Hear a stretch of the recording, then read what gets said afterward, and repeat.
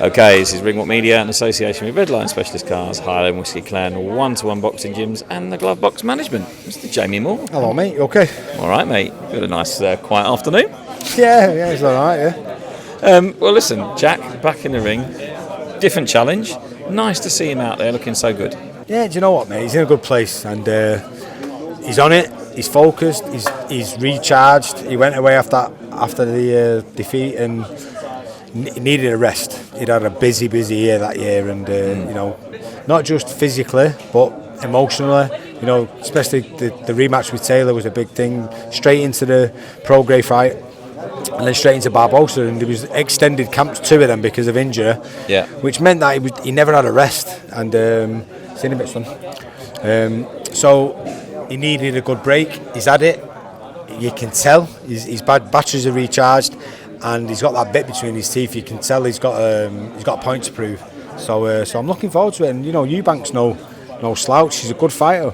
Yeah. But honestly, like at any level, the form what Jack's in and the mindset and the determination I can see in him, anybody I would pick him against. And you know, Eubank he's not been proven at this level. Doesn't mean he can't fight that level. Yeah. But regardless of that, I would always be. We're confident in Jack's ability. What made you decide that this was the right weight to step to for this fight? Because Harlan was saying it was him that brought the fight to you guys. Well, the weight's never really been an issue. I've said about for the last 3 years, if any opportunities ever came up at 147, we'd gladly go there because Jack was tight at 140. Yeah. He can still make it, but it'll be a gift for him to do 147, and he's a big, strong guy. You know, anyone who fights him or has ever sparred him always says they can't believe how strong he is because the way he boxes, the style what he boxes in, doesn't really say, he don't scream to you, you know, I'm a big strong guy. You know, doesn't implement it as much as he could do, but he uses it. He'd rather use his brain. Yeah. And I think that maybe it'll be one of the things what on the night it'll be a big difference is his strength. You know, him moving up to 147 is not the big issue what people think it could be. Right, so it could suit him rather than hinder him. Exactly that, yeah. Yeah. Well, it's nice to see a couple of the other lads on the card as well. Akib back in action. Yeah. You know, he's getting a little bit of activity, which is nice to see. Yeah. What can we expect from him in this fight against Gomez? Well, listen, Gomez is Gomez, and he comes and he fights, and see him. And Akib is. He can do a bit of everything, you know. I think we've seen in his last performance, he's really building on that confidence, which maybe was a little bit dented after the Bellotti fight, but he regrouped himself. We went away, we had some good, long, deep chats, and I wouldn't say he's reinvented himself, but what he's done is he's sort of looked within himself and he's looked what he needed to improve on. Yep. And he's worked on it tirelessly, and I feel like this could be a statement performance from Akib because there's no doubt about it. Gomez is going to come, he's going to try and put it all over Akib, and Akib's, I feel like, has got the skill set to be able to counteract that. Yep. But he's also big enough and strong enough to be able to do that to Gomez, and I've got a feeling it's going to be a great fight. But I've no doubt, you know, Akib's going to put in a great performance. I think it could be a phone box fight. This one, couldn't it? Could be fight of the night. Could be. And Alfie Midas, nice to see him out for his full fight. He was saying how he's really enjoying being in the gym around all the influences, and he's learning so much from just the guys being in the gym. Yeah. Yeah, he's a real top prospect, isn't he? He is, and he's a lovely kid. And you know what? All the fighters, it's great to have them all in the gym, and we're so lucky to have a stable full of good fighters, and they're blessed in terms of they're able to learn off each other on a daily basis. Yeah. And all they ever do is fuck about as well. And even Conor Walker.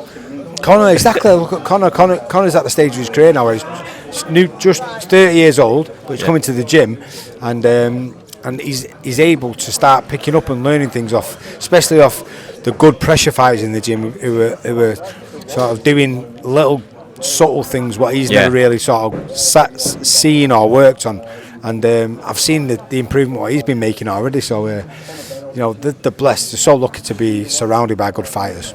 We'll just quickly talk about Conor, if that's all right. he's obviously come over to you. It's a new challenge for him, and he's looking forward to, a really tough fight next month. Yeah. But he just seems to pick up bits every single fight. There's something we haven't seen. Yeah. And he never looks past the fight that he's got in front of him. He's British champion, and he's out right now. It's his. Yeah. Where do you think Conor can go under you and Nigel? Listen, the world's his oyster. He's committed. He's open to learning, and he's getting better, as you say. At this later stage of his career, he's just getting better and better. So experience, you can't beat experience, and confidence, I think, has been a massive thing for him.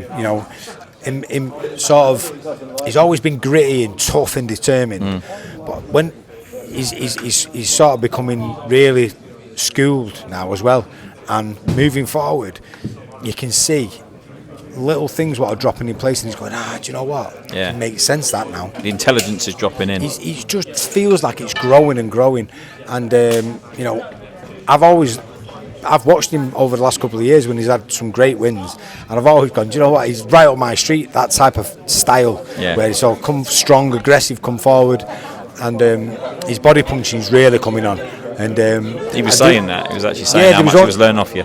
Yeah, there was only a few little adjustments what I felt like he needed to make, not change anything in him as such, but just a few little adjustments, and doing things at certain times would make a massive difference. And he's been implementing in sparring, and I'm over the moon with him. It's nice to see him doing so well. He's a nice lad as well. He's not love bad. Love the kid. And one last one, Sammy Ahmed, doing obviously well under yourselves. Are we going to see him again soon? Sammy? Yeah. So Sammy, you mean Adam or Sammy? Adam's the pro. Sammy, I get them mixed up. Sorry, yes, right, son. See you in a bit, yeah? Adam. Adam, we're waiting to find out now. We're hoping he can get on the Usyk double bill.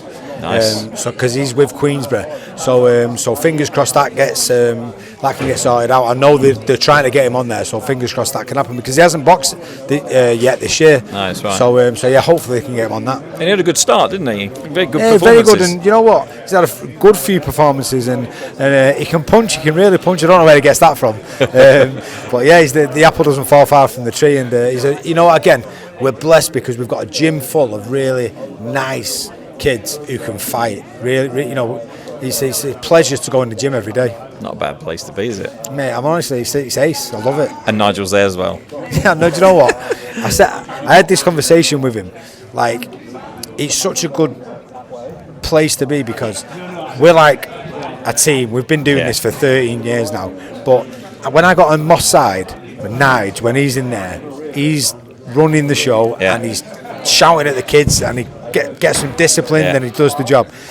Because I'm sort of getting everything organised in the pro gym, it gives him the opportunity. He's such good character to have around, and it allows him to just be himself. He doesn't have to concentrate or focus on organising anything, so he can just be himself, and he creates such a good atmosphere. Honestly, the lads would be way less without him, because he creates such a good atmosphere. And he loves it, doesn't he? Oh, loves it, lives and breathes the sport. What he's done for them kids in Moss Side, the reason I set Warden ABC up was because I saw the impact what Nigel had in the community in Moss Side, and I thought, I want to do that in my area. So honestly, the impact he's had on them kids is unbelievable. Well, he actually helped my son in the fire brigade as well, so yeah, I can't I mean? speak highly. He's always helping people. He is. Well, listen, great to see Jack back. We're looking forward to what he does at this weight and at this time. Yeah. I've got a funny feeling we might see an explosive performance from him, and the world may well be really opened up for him again. God willing. Always good to speak to you, mate. Cheers, mate. Thanks.